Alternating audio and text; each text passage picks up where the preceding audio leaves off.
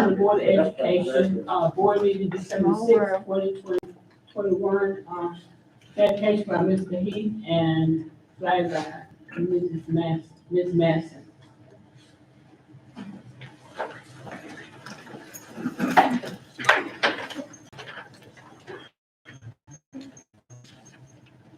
I pledge allegiance to the flag of the United States of America and to the republic for which it stands, one nation, under God, indivisible, with liberty and justice for all.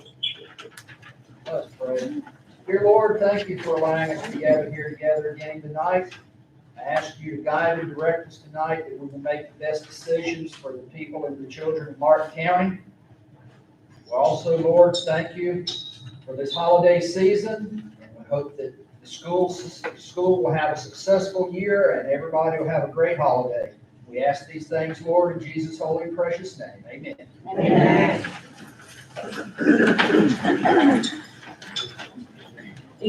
Election of officers.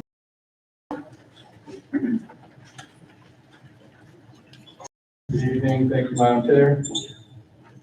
Order this. Good evening, thank you, Madam Chair. Board, at this time, I open the floor for nominations, first for chair and then for vice chair. At this time, any nominations for chair? Dr. Fonseca, I move that the Martin County School Board retain the current chair, Ms. Barbara Council. We Second. have two people speaking. All right, Ms. Purvis, I didn't hear that. go ahead and repeat. Ms. Renee Purvis nominated Madam Chair to remain for another year. I nominate Van Heath.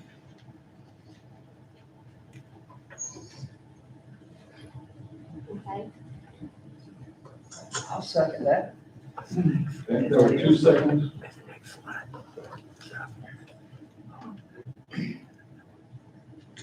So who seconded for Mr. Heath? I did.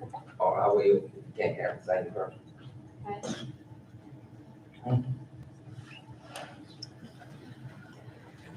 Okay.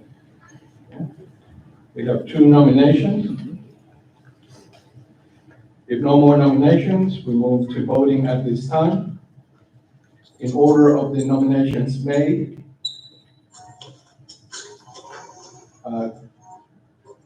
to retain Madam Chair for 1 more year. All in favor?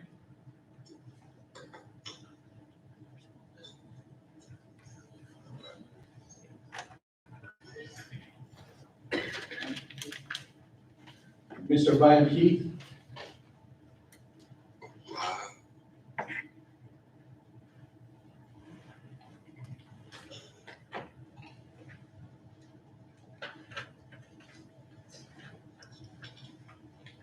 I voted for Van. We got it. Thank you. thank you. Mhm.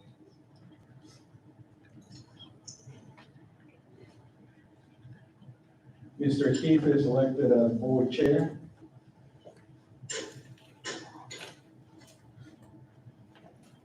At this time, I open the floor for nominations for vice chair. I nominate Renee Purvis. Second.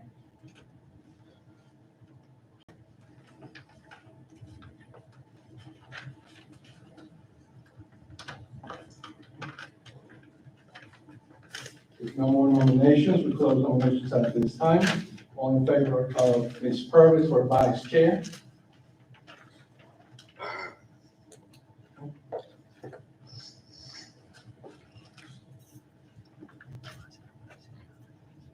Ms. Purvis is elected as vice chair. Mr. Heath?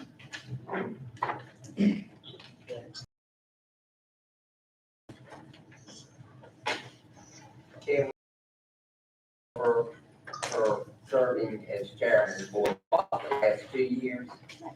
3. 3? Yes. Thank you. You're welcome.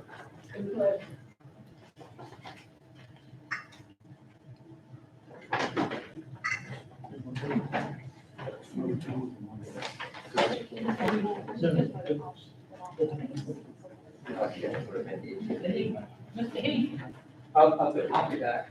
Yes.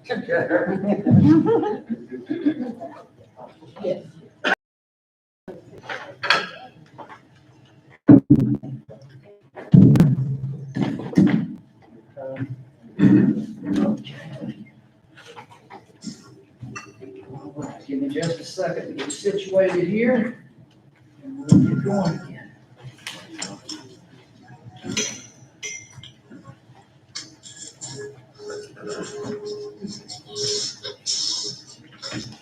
Okay. Share.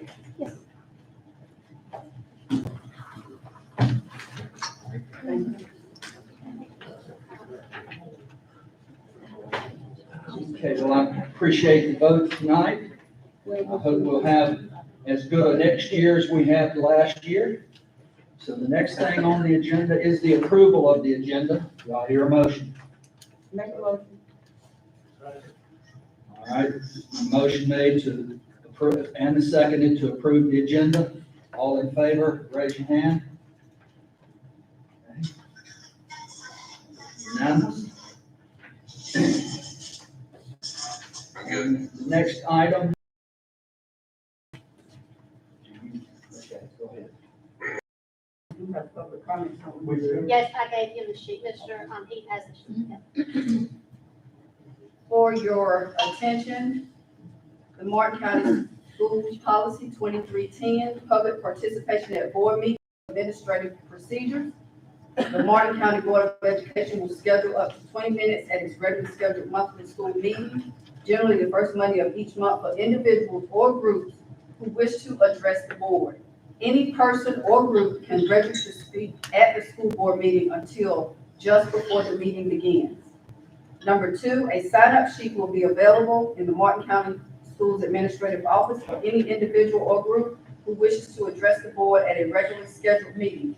The sign-up sheet will request the following information: name, address, and phone number of the person or persons making the request, organization or group, if any represented, a brief explanation of the nature of the item.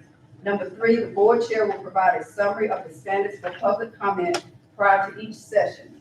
And that is what I am getting ready to do at his request. Individuals will be given 3 minutes to make their presentation. Requests to speak for a group will be granted 5 minutes to address the board. Individuals, groups will be called on to speak in the order on the sign-up sheet. If an individual is not present or declines to speak, the next person on the sign-up sheet will be called upon. If the 20-minute period ends during a speaker's presentation, the public comment period will end at the conclusion of the time period allotted to the presenter.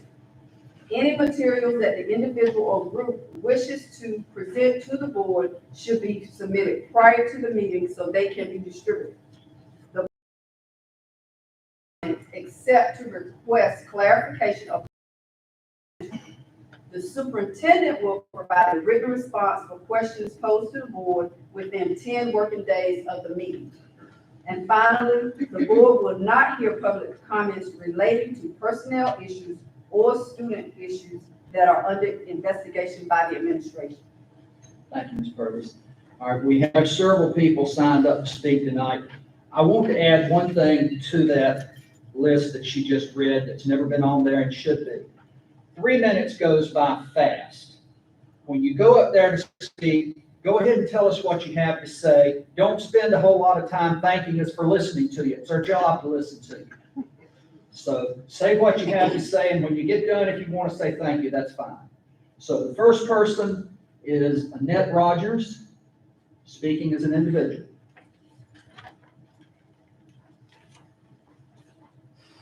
Good evening, everyone. I'm speaking on behalf of Miss Tiffany Ansley because she couldn't be here because her daughter had an activity, and she asked me to speak on her. And it says, Dr. Fonseca, I'm writing this email as a follow-up from our conversation we had a couple weeks ago. I have explained to you my frustrations of working in the school system for 15 years now and being paid less than what I started. I will list the changes made to our pay over the last 15 years for teacher assistants to make it easier to understand from an assistant teacher's point of view. Number one, Started with 40 hours weekly, now 37.5 hours weekly. Work on all teachers' work days, now dock pay each workday throughout the year, usually averaging 15 days. When I was hired, I was paid year-round. Now I get paid until the end of May and not again until the end of August. After 15 years, if someone is hired tomorrow, they will be paid the same as what I currently make. We make far less than other counties surrounding us. If we have any inclement weather days throughout the school year, we'll also dock pay for those days. Other counties are now allowing TAs to work on work days. All in all, it averages out to at least 6,000 less a year than what we used to make. It's frustrating that instead of being rewarded for years of service, we feel like we are constantly being penalized for things out of our control. I understand a lot of the issues are out of your hands, but I felt that you should be made aware. Thank you for taking the time to listen to my concerns. Tiffany Hansen. Thank you. Thank you. Ms. Clea Harrell.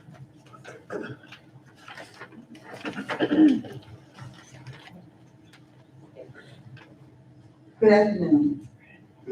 Chairman Heath, board members, Dr. Fonseca, and my fellow Martin County employees. Today I stand on behalf of the teachers. Our ESPs, which consist of teacher assistants, bus drivers, custodians, cafeteria workers, custodian, and office staff, are a vital part of our school.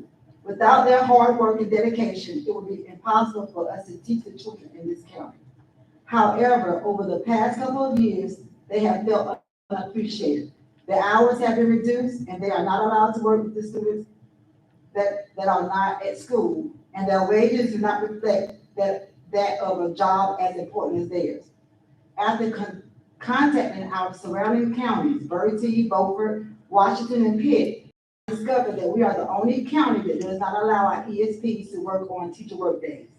This equals out to 15 days per school term, and that these valued employees miss out on opportunities to grow and income. In the classroom, while the students are present, it is impossible to plan activities and interventions for our struggling students during the school day. We are busy with our daily routines in the classrooms, while ESPs are providing other duties in the building. ESPs are not allowed to stay after school in the fear of receiving overtime, so they do not meet and plan with us during these times. However, if they are allowed to attend on teacher work days, that this will give us the opportunity to plan together, discuss strategies, and to provide professional development to help our students. The expectations for students to show growth has been stressed since students have returned to in-person learning. Our TAs, ESPs have not been properly trained on how to assist. Each year, teachers are taught new strategies, but TAs, ESPs don't receive the training. They are our co-teachers. They provide instruction in small groups and carry the load of the classroom when needed. There are not many opportunities during the school day for teachers to cover techniques with our ESPs, TAs. Our TAs, ESPs are more to us than people who run copies and take our students to various locations in the buildings. They are the glue that holds our classroom together.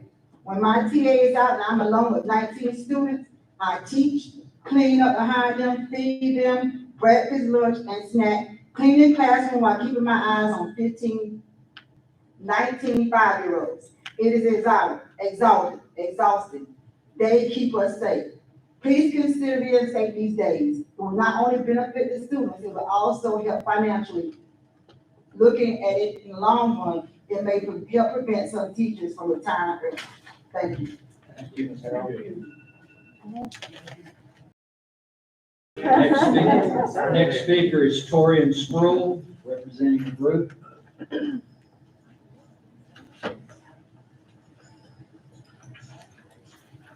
Hello, everyone. I am Tori in school, a TA at Woodside High School in a self-contained classroom. And I'm just here to speak on behalf of TAs and bus drivers. I currently did not drive the bus this year because of frustration. I'm going to be very honest with you. I want you all to have a moment in your life where you feel unappreciated. That's how we. So many days I do not want to report to work. For what? I feel like I'm working for a county who doesn't support me, who doesn't care what I have going on, what I have to do outside of school, what I do at school, and it feels like it's overlooked. This is a lot of your staff. So I believe if you take care of your people will take care of you. All I'm asking is that you consider us, our family. If there's a shortage in the school system, why aren't you fighting for us? Why aren't you bending over backwards for us? Why don't we deserve the money? You have the resources now. God has blessed us. COVID is not a mistake. You have the resources. Take care of your people. That's all I have to say. Thank you. Thank you. Pamela Sherrod. Speaking for group. Hi, I'm Pamela Sherrod. I'm a Wednesday primary teacher assistant and also a bus driver now.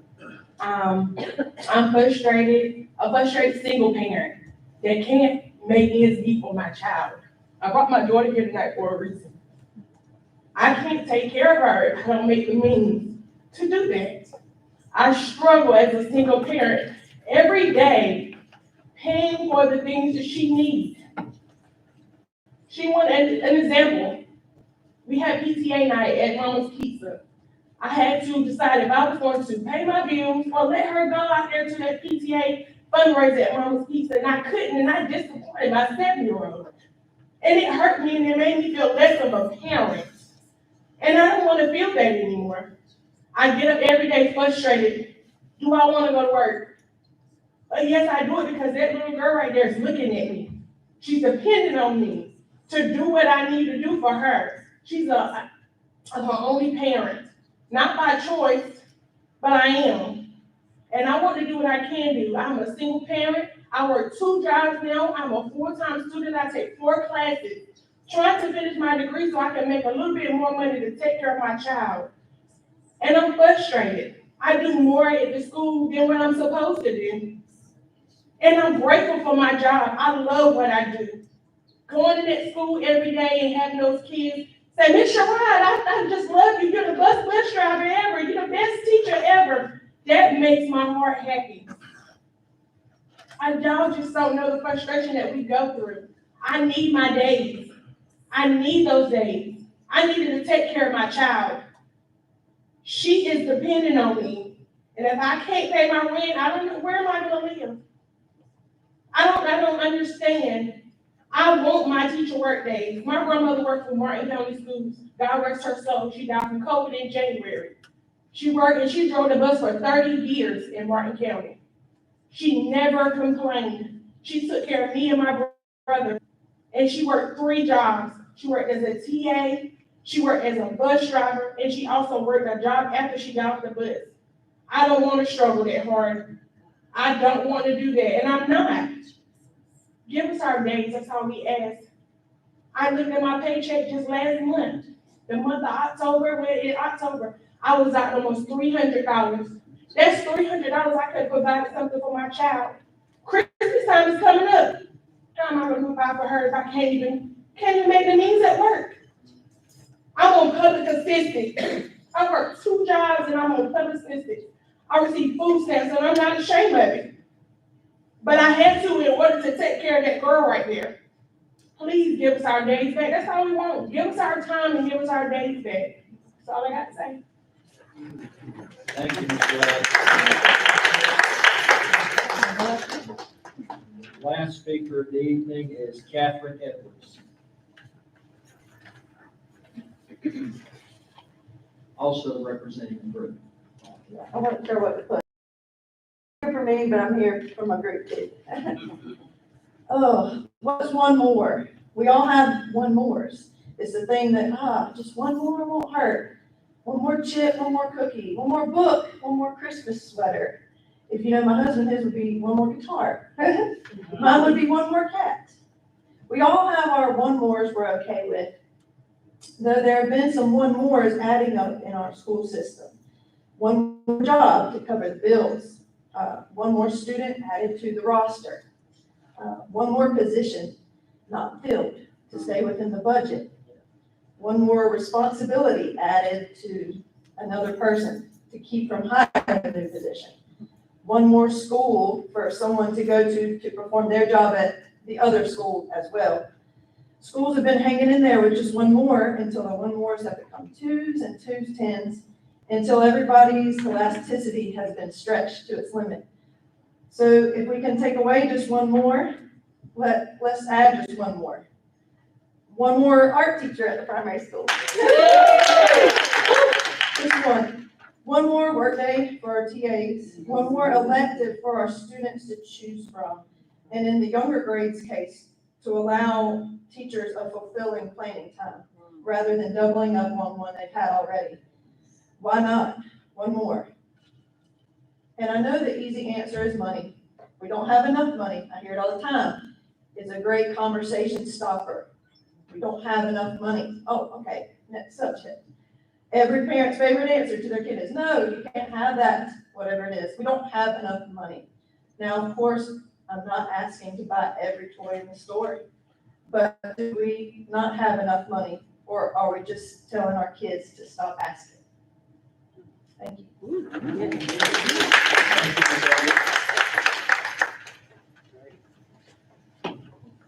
Next item is the consent agenda. Can I get a motion to approve the consent agenda? Yes. Okay, motion made by Mr. Kenneth, seconded by Ms. Barbara. All in favor of the consent agenda? That was everybody, thank you. Information items, Dr. Fonseca?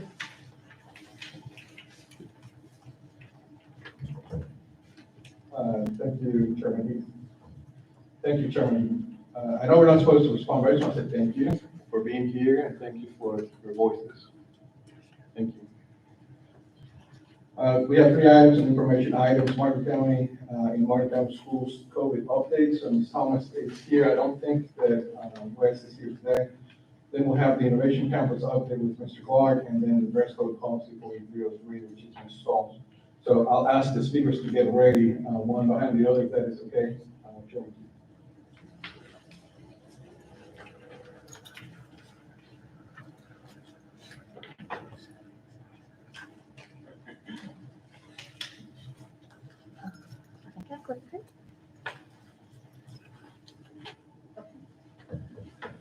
All right, I will give you the update that we received. First of all, good evening. From Wes. So I think you guys have a copy of that in this pen. They have one, but we don't have one here yet. Okay. So you know, it's the usual update. It does talk about the total cases for North Carolina and the US. So our Martin County numbers, the newest cases we've had reported since Friday have been 11 new cases reported. Currently, we have 33 active cases in the county. Our numbers for, of course, we're still doing vaccinations for 5 and older. The population for Martin County that's had their first dose vaccinated is 52%, second dose is 48%. The third page that you have talks about the masking update. As you can see, we are still in the red. So of course it's saying, you know, our student population largely is still not completely vaccinated yet. So face coverings remain a critical tool for protecting children and keeping them safe in the classroom. Most health departments, including ours, have been urging the Department of Health and Human Services to add more metrics to the evaluation, including the percent of the population that has been vaccinated, the number of K-12 cases, et cetera, in order to classify schools as moderate to low transmission risk. It says hopefully that will happen within the next few months. So, our county numbers, you see up there, that is our current numbers as of last week. We had 6 students that were diagnosed, 49 that we sent home with symptoms. Of those 49 we sent home, 3 of them came back as tested positive, which are included in that diagnosis group. 10 students were exposed and only 5 were exposed at school. So staff members, we've had 7 that went home with symptoms. None of those actually came back tested positive. We did have 2 reports of staff diagnosis and 1 exposure at school. Also in your packet, you should have, I think it's coming up, I think I clicked the button. Okay. These are our cumulative numbers since August. You know, they're just calculated on it. So, the trend has been about the same. Any questions? Yes, ma'am. Julie, all of our cases are Delta, not, Omicron, right? There's no differentiation in between the two. As far as when you just do the test, Okay, when you get a positive result back, they do not tell you what variant it is, but we are assuming, I'm sure it's Delta. as far as I know. Have we started with the new system that we were, presented with Mr. Wagner? We have 2 coming up, the testing. Yes. Okay, so we are in the finalizing those plans with NACO. That's the company that will be coming in to do those testing. Some of our nurses have just recently participated in training this week on how to do the testing and how to document that in the system that they will be providing to us. So we are in the final stages of finalizing that. When will we start it, before Christmas? I don't know, it may be after Christmas. It just depends on how much longer it takes those stages. I just received an email today to finish up one of the final forms. And I believe, talking to both of you, I believe we decided not to test all students, but when their symptoms arise, right? That is correct. And only for those parents, for the students and staff, they have opted in. Okay, If they're symptomatic, yes ma'am. to the doctor. They could, They got to get a test one way or the other to come back, right? Unless yes, if they have a test received provider. But they could get that test at school, the nurses could do that.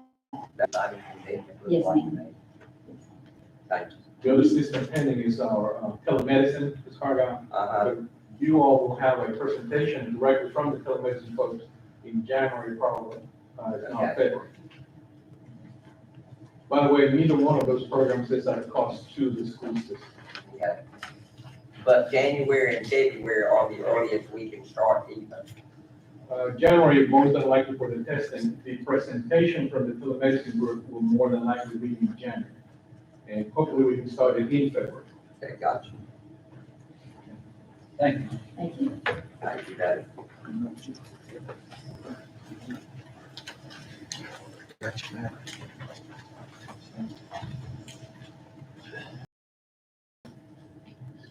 We've got a brief update this evening on the Innovation Campus. And we've got a few slides to go with it. First up is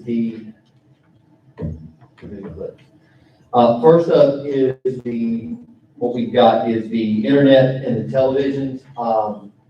As you can see on the left-hand side, as it comes back in, it's the televisions. And we've got them all up in the building, except for some that are gonna have to be on stands that are used in the student lab area. Well, we're in your booklet, excuse me. Ma'am? We're inside the booklet. There's a printout right there, Ms. Cargo, that was on your packet. It's that whole slide presentation. I'm glad I can't find it. Thank you. Everything's right there. Yes, ma'am. Gosh, we can't see that screen. Okay. Yes, ma'am. Also, and on the right-hand side of the picture, that is the server room, which is directly behind y'all, and that is where the internet, the switches, where the internet has come into the building, and where Mr. Bullock and Mr. Shiver have got it set up where it's come in, and now it's talking with the building. Every one of the hubs that you see, like over here by that little blue ring around, it means that it's talking. And so we're able to be on Wi-Fi in the building at this point, and we're good to go. The other thing is a part of this in that server room is we've got, the temporary air conditioner will be able to be taken out. And we have an AR Chesson has provided the air conditioner for that room, as part of our settlement and working with them on the different things. And what that air conditioner will be able to do is to be able to keep that room in the 60s so the servers will not overheat. So we'll be able to not only have the internet, but be able to keep it at capacity and keep it working. All year long.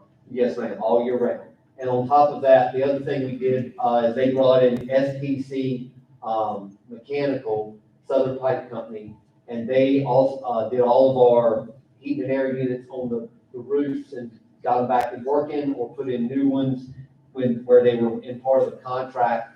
And they've also got the system where it is an internet-based, system. So we'll be able to control the heat and air for this building, from a computer that we have in there. And also the other thing that's gonna work very well with it is that we've given, Mr. Bullock has set it up in a secured, browser, so where SBC will have access to it. So if they can log into it and we say, hey, we're having trouble with the system, they can log into it and they can go, okay, we see that it's this issue and we can correct it. So instead of charging us a couple $100 every time they come out to just hit a button or hit a switch or make an adjustment, or have to have maintenance come out while it's under warranty, they'll be able to do things remotely and make adjustments and save a lot of money and a lot of time, especially, in extreme weather conditions where it's very hot or very cold. So they'll be able to work that through the entire system. And what company was that? SPC, that's through AR Chesson who did the contracting originally for the project. The next item up is the canteen area, and we've worked with Mr. Barber and our new child nutrition person, and he has done an excellent job with working out the logistics with the equipment that we have in there and what we'll be able to do. So when students come on campus, we'll be able to do breakfast and lunch in some form, depending on what our numbers are. And as we get closer, we'll be able to share more with that. Will it be the same menu as in the other schools?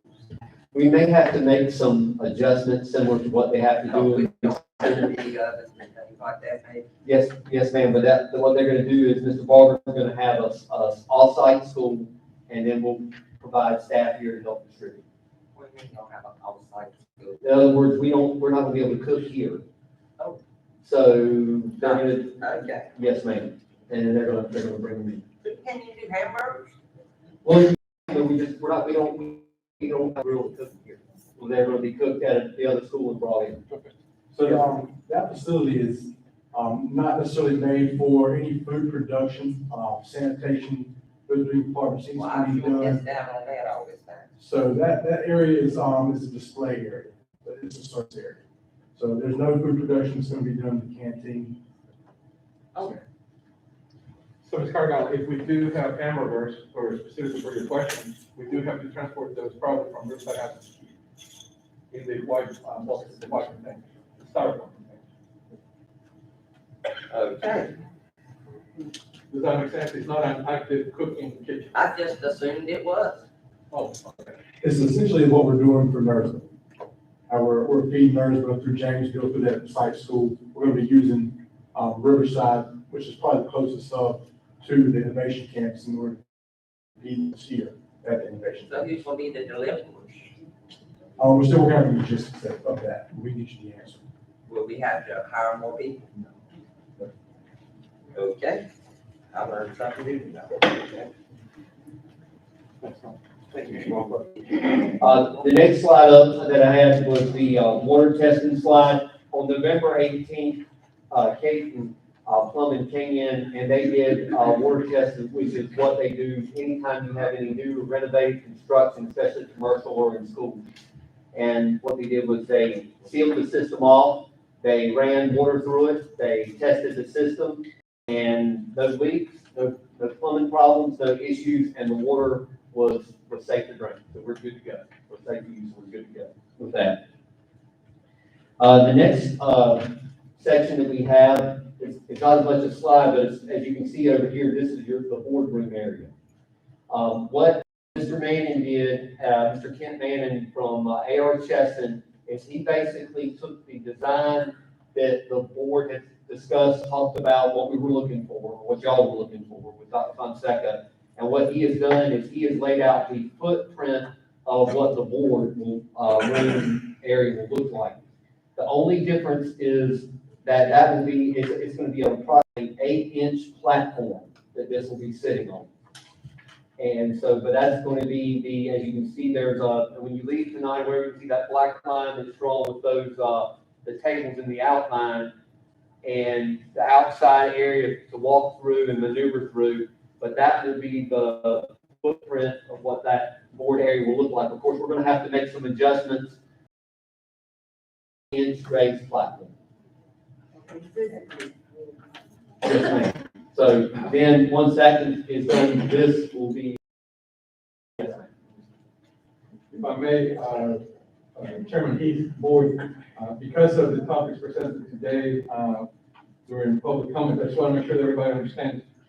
That is at no cost to the school system. That's part of a liquidated damages, part of the ongoing construction of this building.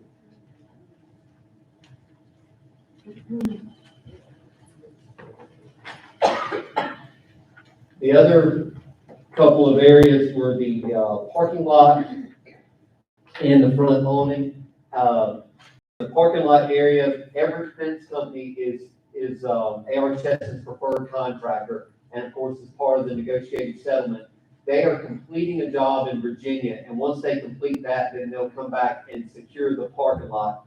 And of course, we will do a couple of things. One, it will help with the traffic flow of outside businesses during school hours to protect our students coming in and out.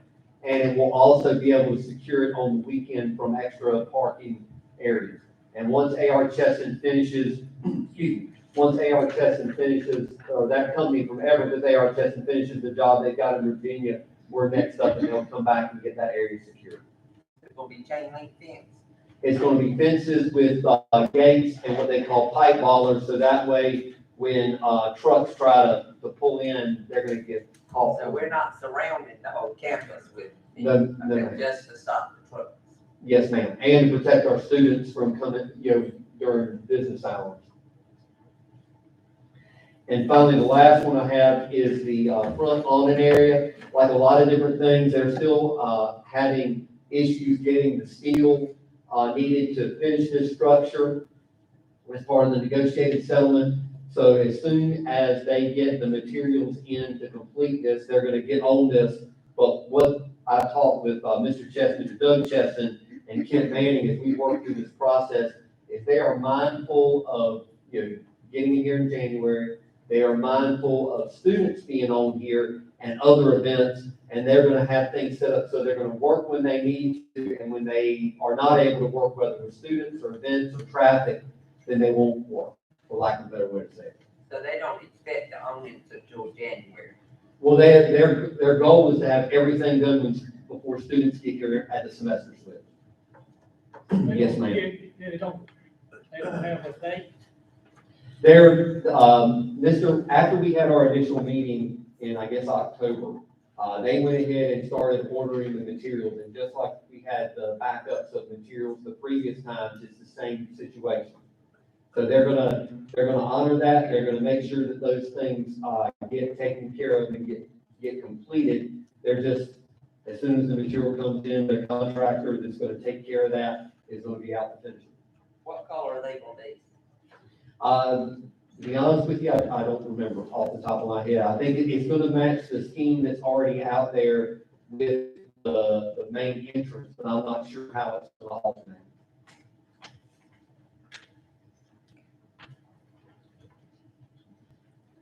And then the last slide we've got is an update on the schedule and curriculum. We had our initial meeting with the high school principals and Ms. Cynthia, Transportation Director, on November 9th. We went through some of the basics and some of the concerns that the principals had trying to work on the logistics. We have a follow-up meeting tomorrow after the principals meeting. Currently, at this point, we have got 3 program areas that are going to be out here. We're going to have the technology area, health sciences, and then biotech will be out here at the first start of second semester, biotech, biomedical, along with some career management. And like I said, we'll be utilizing the full use of the west side as we complete the east side and make the adjustments and the changes. Then our big lift will be, we have several scheduling adjustments and things we need to do by February. So when we begin the registration process for the 2023-2024 school year, we'll have all the equipment, all the materials, and we'll be able to make full use of the facility, not only our high school students, but our K-12. And we will have some STEAM and STEM activities for our K-12 groups, but the full use of the facility as far as the career and technical education will be in the fall of 2022-2023 school year. You said 24, well, cover. Yes, ma'am, I did. I'm way ahead of myself. I'm just so excited. I'm just years flying. Are the students already, signed up for second semester? Yes, ma'am.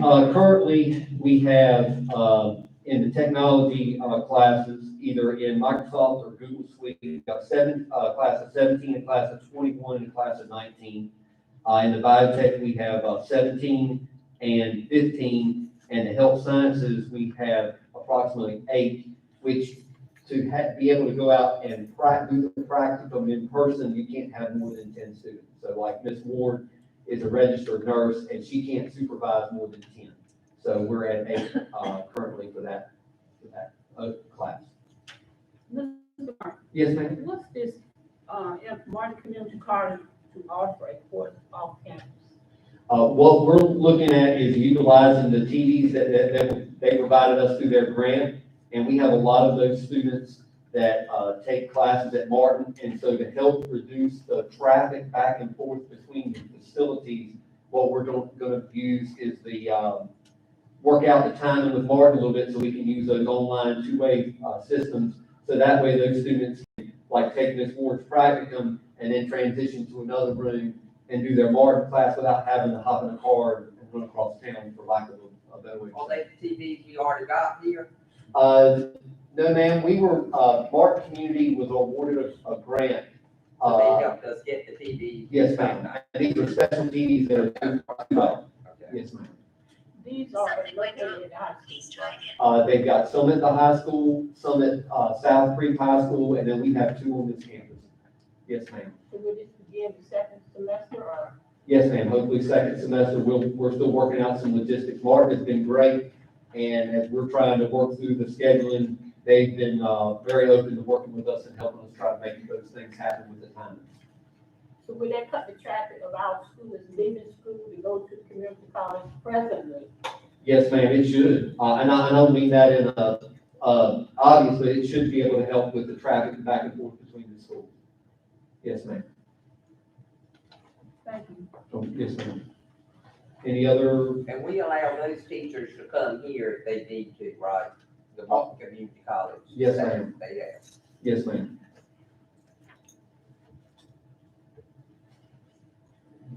Any further questions, or Mr. Edwards or myself? Thank you, Mr. Carr. Mr. Davis?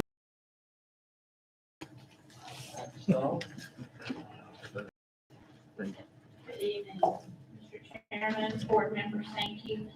At your request, we have investigated the opinion about the school uniform, and I wanted to present the results to you tonight. You have in your packets what was already going on. This was before we closed the survey, so we give you some information before it closed. What I'm going to present to you tonight is the final information. It's not that different.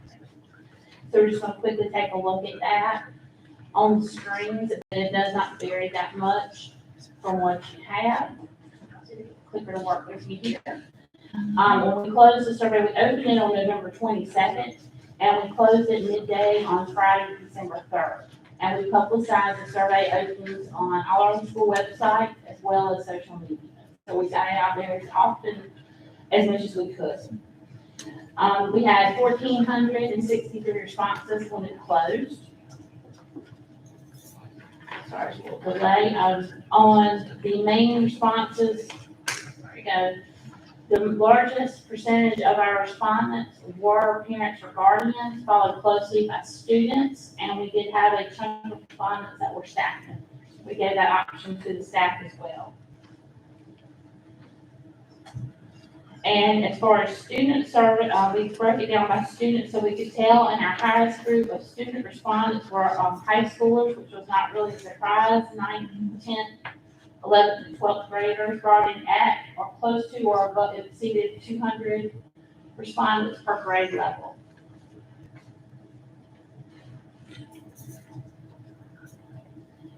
When asked if they were in favor of the current dress code policy,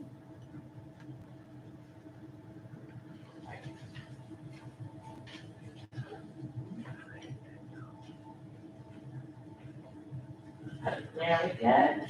80, just over 80% said that they were not in favor.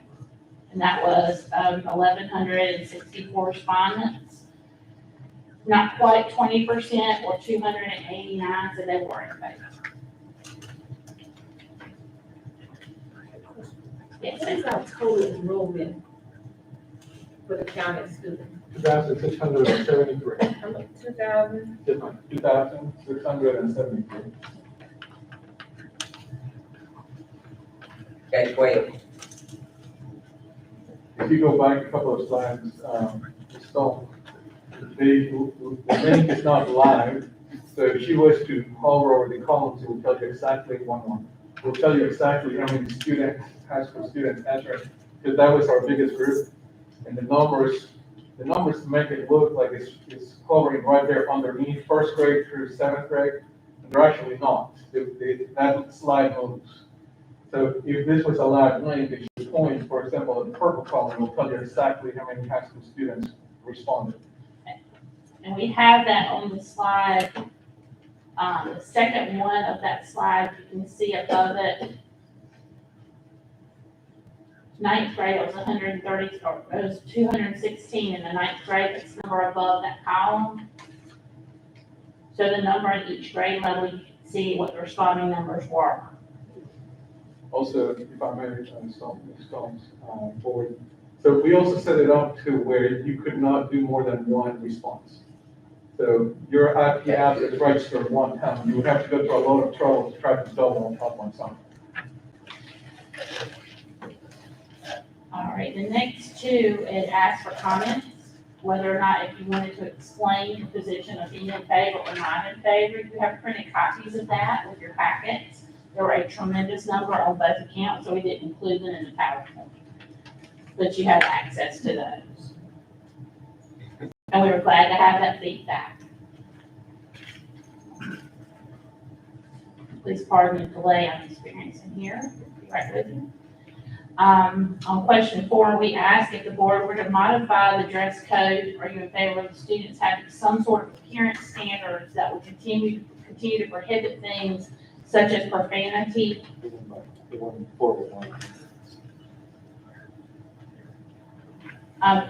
Doing things such as profanity, clothing ripped, revealing clothing, bedroom shoes at school, underwear exposed, etc. And 86.8% of respondents, or 1,255 people, in the final number said that they would support that. 13.2%, or 192 people, said no to that in the final They number. could go along with all those things. That they would support having something that would forbid that. Yes, they would forbid it, Yes, they would forbid. but 13% wouldn't forbid Yes, anything. that's correct. Yes, ma'am.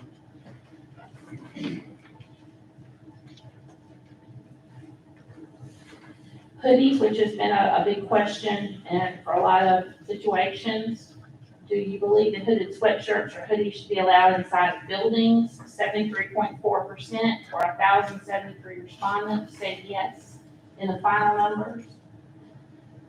18.8%, or 275 people said it made no difference to them, so they think they're okay with it.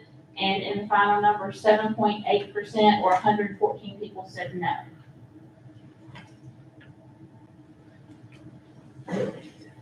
If the Board of Education were to modify the student policy, which of the following statements would that's describing personal recommendations, and I'll let you read the rest of these, but the first two were to eliminate uniforms. That was 57.8% or 841 respondents, and keeping them would be 199 respondents or 13%. Make school uniforms optional, receive 37.9% or 552 respondents. Any questions at this point before I continue? A couple more. The kids have not had any reasons given as to why we went against hoodies and things like that, so it's things they haven't thought of, right? We've had no discussion, right? No, we just put the survey out. Okay. For our knowledge, we wanted to know if families had struggled to secure uniforms, and it was pretty much half and half. 48.5% said no, they had not, and that was 698 respondents, and 51.5% said they had, which was 741 respondents. So those are close to being even answers there. And by struggling with the securing sizes or actually then finding the uniform clothing for their child.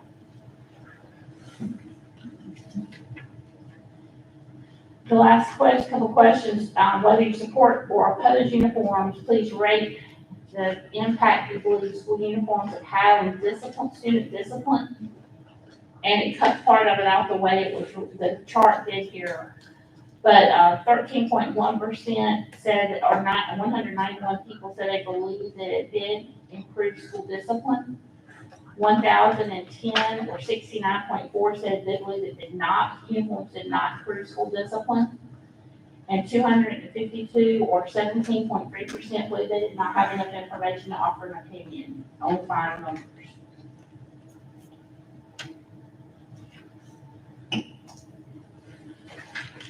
And whether you support or oppose uniforms, please rate the impact you believe uniforms have had on school safety.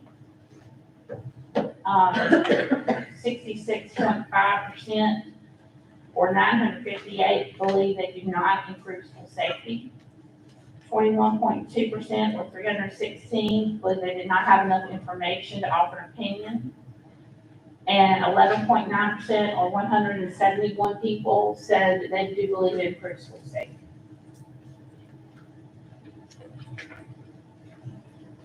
So those are the final numbers as they came across when we closed the survey.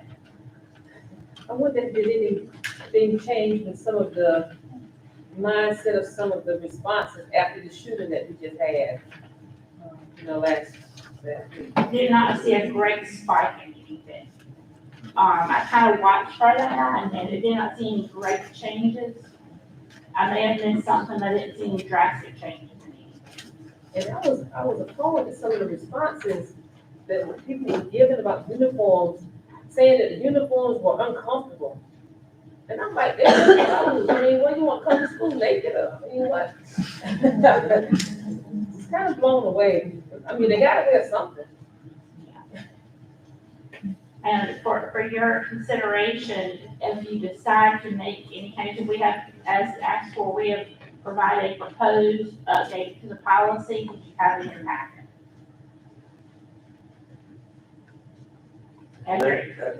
Looks like changes have been made, so y'all are, I don't get who did this. This is information only if there are changes proposed to the dress code policy. These would be possible changes. This is just information at this time. Trying to.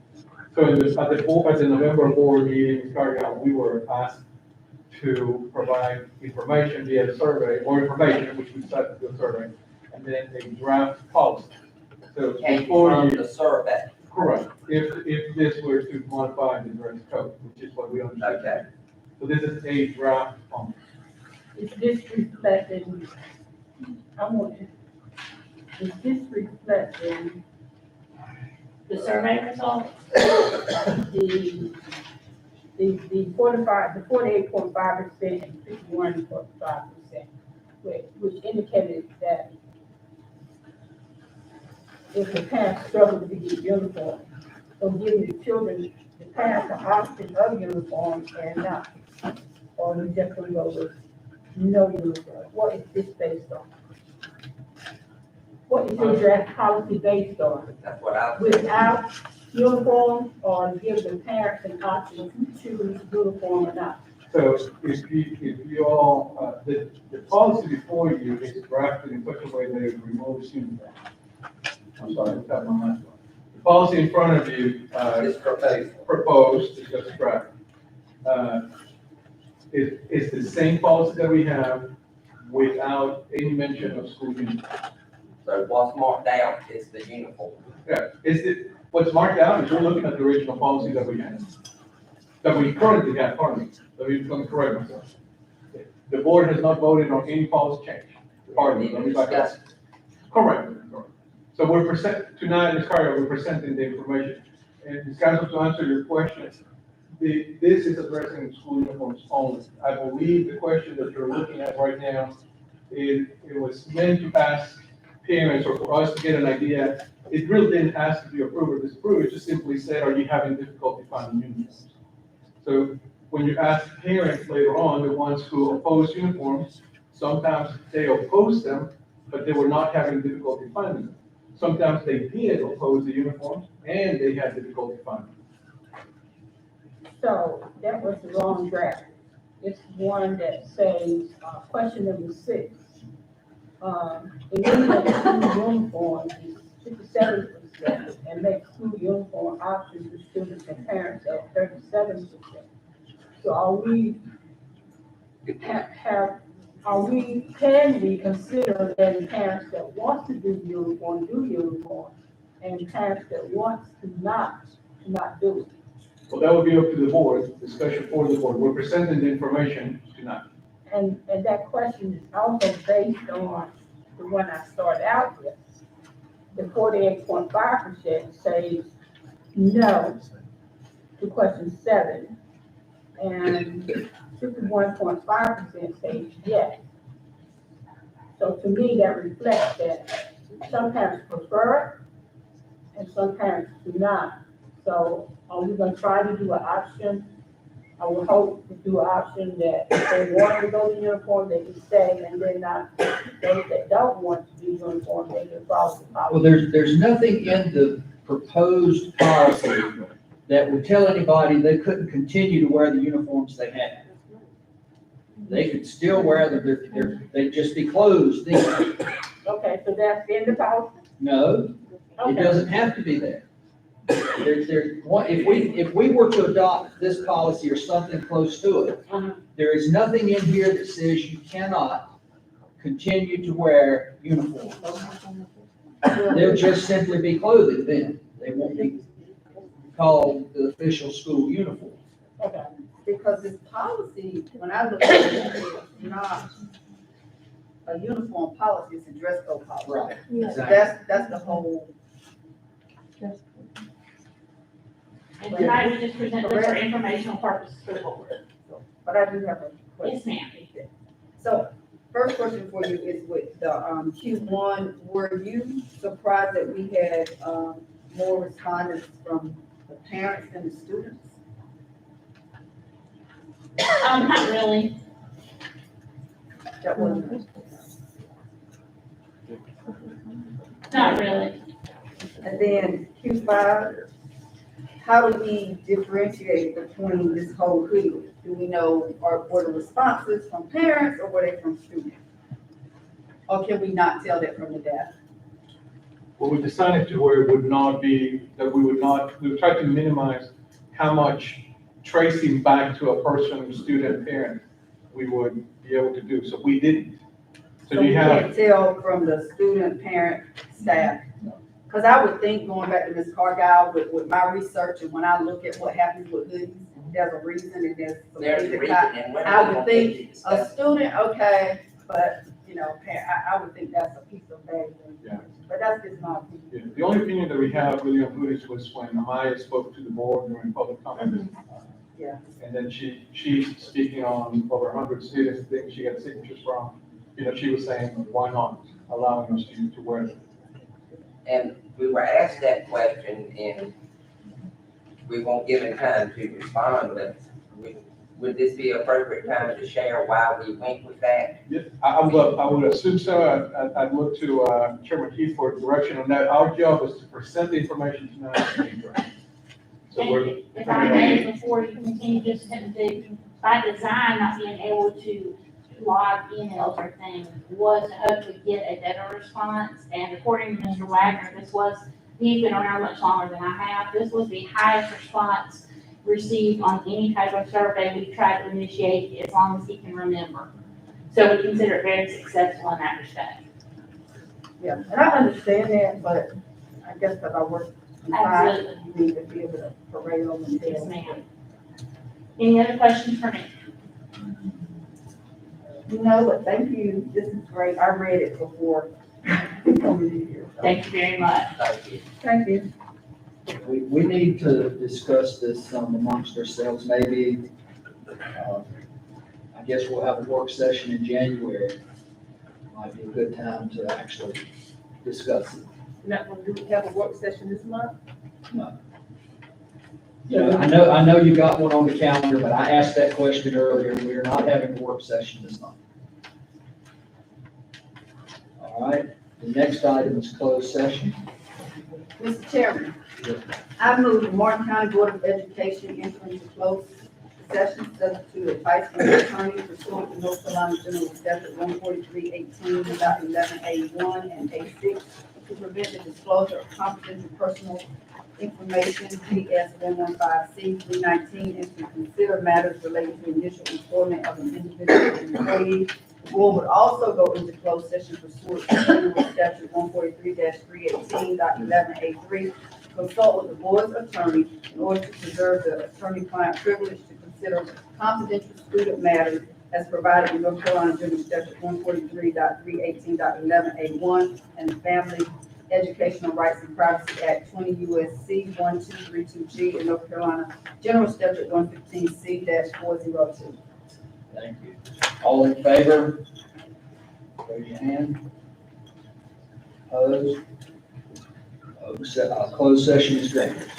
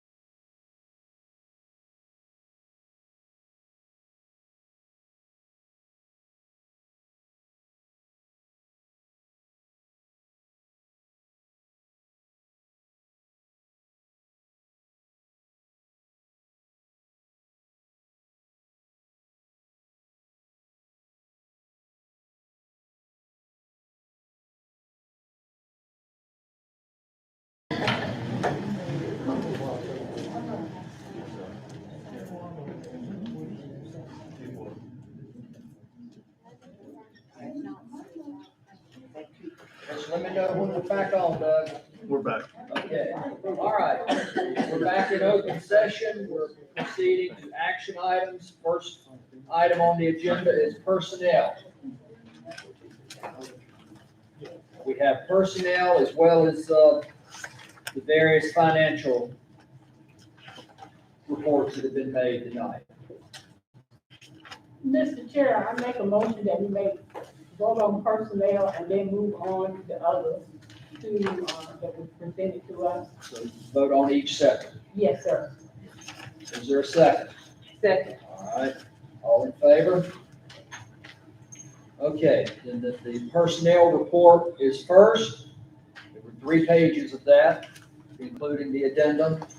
All in favor of the personnel report as presented this evening? Vote? So we don't have. Yeah. We don't have a motion. Sorry, you need a motion to approve the personnel report. Okay, Second. right, we had an extra motion, so, okay. Personnel is first. Mr. Chair, I move we approve the personnel report. And I second. All right, all in favor of the personnel report? Amen. All right, okay. Transportation was the first one of the others presented. Move to approve the transportation, changes that were presented. Second. All right, motion made and seconded to approve the recommended changes in transportation department salaries. All in favor, raise your hand. Thank you. Next one is the plumber. I make a motion, we give them $4,000 more than they asked for. Is that what you asked for?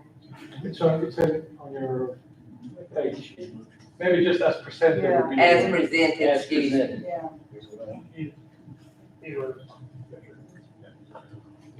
Okay, motion's been made.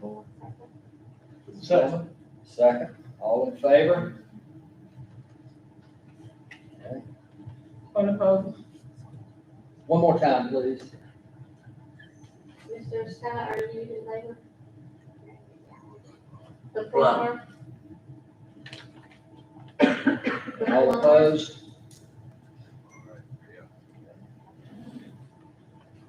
Did you get Jean's vote? Yes, Okay, yes, thank sir. you. Yes. I read that as 5-1. It's 6-1. 6-1.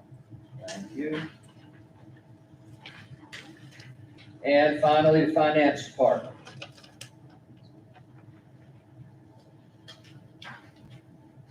Is there a motion to accept the finance department recommendation?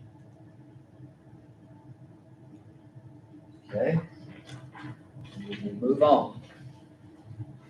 Next item is closed minutes for November 1st. Move to approve the closed minutes for, November 1st, Mr. Chair. Second. All right, all in favor? And just to clarify, board, what you just voted on was to approve those minutes and to release them for public consumption as presented? Yes, sir. Yes. That was part of my motion, you didn't hear it? I did that. I'm sorry. All right, and now the closed session minutes for November 15th. Mr. Chair, I move to approve the closed session minutes for November 15th and to keep them closed to the public.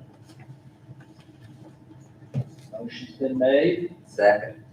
All in favor? All right, passed. All right, as you know, we have to, by state law, we have to vote on the mask option monthly. So if anybody wants to discuss it or make a motion, Make a motion that we keep the mask. motion's been made that we maintain the mask ordinance as we have for the next month. So, and it was seconded. All in favor? Opposed? Did you approve or oppose, Mr. Scott? Oppose? Approved, okay. So that's a 6-1. All right, the school calendar amendment. Was there anybody to speak to that, or are we just gonna? I'll speak to it, Mr. Chair.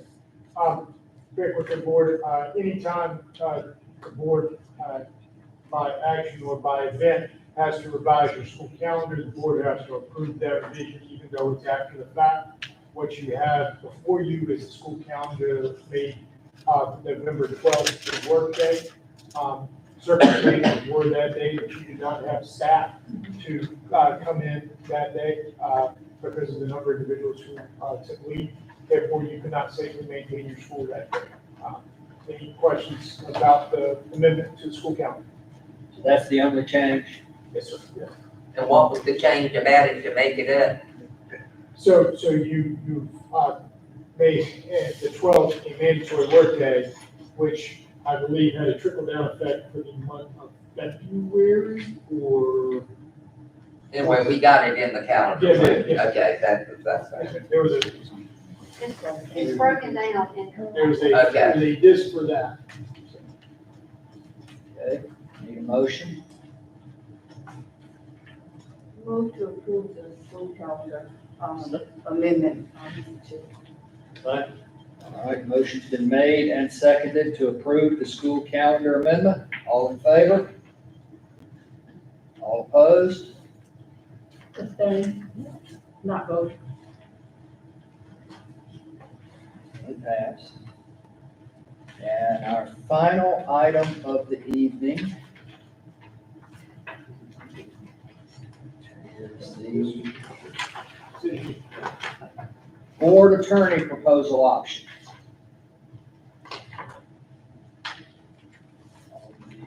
Last page in your book, you have the 5 options printed.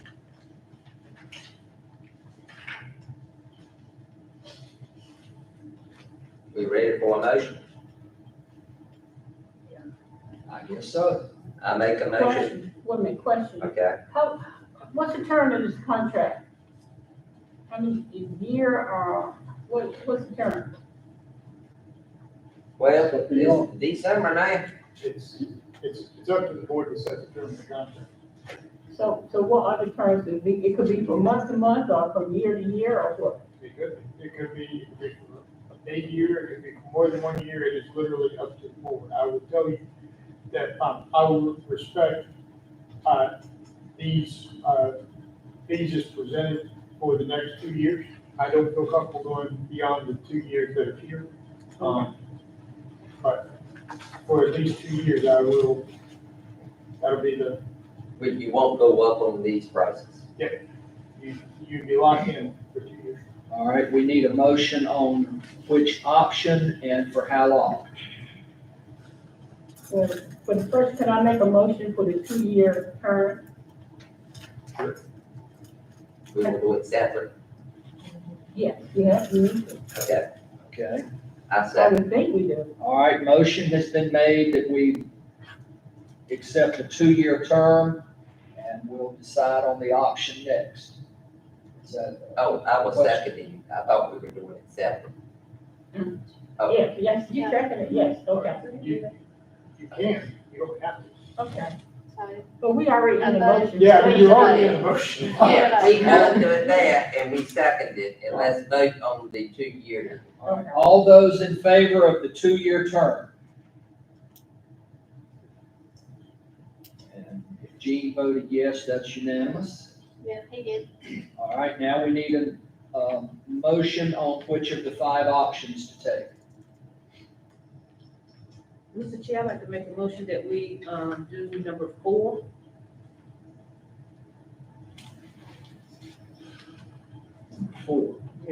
All board meetings. Option number 4. Okay. 2,500, and I second that. All right, the motion has been made and seconded to approve option 4. Is there any further discussion? All those in favor of approving option 4, signify by raising your hand. Mr. Scott? Yeah. Is that yes? Opposed? Yep. All right. And it passed. All right. It is our end of the year meeting. It's late enough. I would go past board comments, but since it's our last meeting of the year, I'm gonna start with you, Ms. Purvis. Thank you, Mr. Chair. I would just like to thank, the Martin County School personnel that appeared before us, during the public comment. I want you to know that as a board member, we're not apathetic to your concerns and your plight. And, like you said, it's the end of the year, and I wish everybody a very Merry Christmas. Ms. Madison? I too would like to thank all of the presenters that came out tonight, and also, with, Ms. Renee's response, we do hear, what you're asking us, and you will, be discussed hopefully at our next meeting. We haven't forgotten about you, we hope that we can do something, to help. And I hope everybody has a Merry Christmas and a prosperous New Year next year. Ms. Cargile? Thank the people that came and expressed their interest in, we asked that we put that up further discussions in the January agenda. And we'll discuss it when we come back. And Merry Christmas to everybody. Does Mr. Scott have any comments? No comment. Mr. Harrell? Don't forget this, Oh, yes, Sunday, 12, the innovation. Sunday at 3:00. 3:00. 3 o'clock, right here. And where we're gonna meet in the front yard, or are we coming in? Inside. I mean, Inside. would it be in this front? No, in the main area. Yeah, I'm glad you mentioned that. Yeah. Is that it, Mr. Harrell? Yeah. Barbara, before you start, I want to thank you for your tenure as chair. It was a peaceful 3 years. We got a lot accomplished, and so I'll pass it to you. Thank you, I appreciate that. Congratulations to you too, Mr. Heath. You know what? I found a sense of relief. To be honest, it is a Big sense of relief. responsibility. It is strong, and, my tolerance has level is very low right now. So, it's a sense of peace. You know, but if I got voted in, yeah, I would did it. But, I appreciate all of you guys for your support. And that, again, what Renee and Keisha was saying about raises. We know we need to make a difference, but from my perspective, the people at the bottom needs to be made the first consideration to things, particularly those that are on public services, and have to have 2 jobs, but love what they do. That's the caveat there. They love what they do, and they don't want to give it up. And we should respect them a little bit more and carefully when they're the one crying before us about can't meet their children's needs and their rents and stuff. So, and I also want to give my regrets. I would not be here Sunday on December 12th for ribbon cutting. And I pray that we all have a peaceful Christmas. And I'm really looking forward for 2022 and hoping and praying that COVID will allow us to operate school at a better level. So y'all be safe going home also. Thank you. And I want to thank the board for their votes tonight. I got a big pair of shoes to fill, so I'm gonna try to do the best that I can. I hope all of you have my phone number and my email address. If you don't, let's make sure we do, so that if you need to get in touch with me, you can, and I can get in touch with all of you. And I also hope that everybody has a happy and healthy Christmas and New Year. Dr. Fonseca? Thank you, Mr. Chair. I appreciate everybody. Again, thank you for her service to Ms. Council. I came on board under her chairmanship, so I appreciate the opportunity She's a great advocate for the people, and you heard that in her comments. So we were very fortunate to have her. Merry Christmas to everybody. Thanks for your service. I hope everybody has a happy and safe break, and we'll see you as a board in January. Brandon, did you have anything you wanted? I do. I want to thank the board tremendously for the confidence. I take in no small measure the opportunity to serve this board for 2 years. I take that tremendously seriously. I'm excited to be a part of this team, and you guys have stuck with me through what has probably been one of the hardest parts of my professional and personal life. All at one time. All at one time. And I can't express my appreciation enough. So what I'll say is I appreciate each and every one of you, and I hope you have a very Merry Christmas and a very happy and healthy new year. And if there's anything I can do to help you, let me know. And if there's no further business to come before the board tonight, we are adjourned. Thank you to whoever got these, thank you. Kelly Fonseca did it. And